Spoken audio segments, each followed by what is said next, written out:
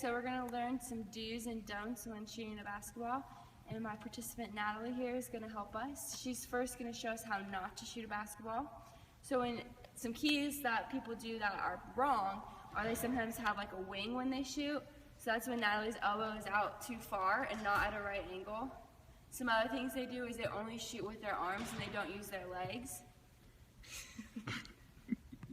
Some other things that people do when shooting that are incorrect are when they shoot, they watch the ball in the air instead of keeping their eyes on the basket.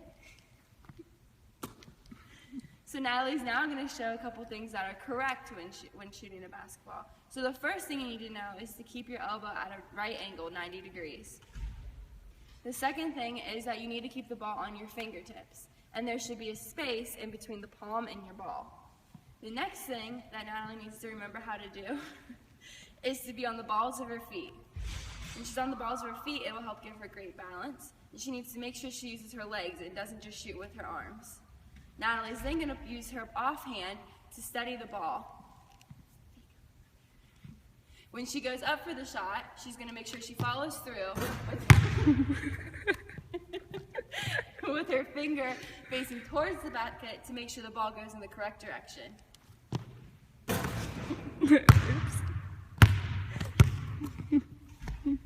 Is that all?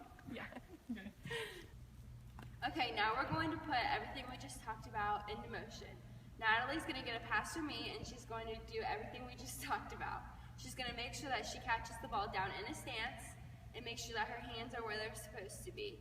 Natalie also needs to make sure that she goes up in a sagittal plane and comes down in the exact same plane. She shouldn't be jumping either forwards or backwards or to either side to make sure that she stays on balance.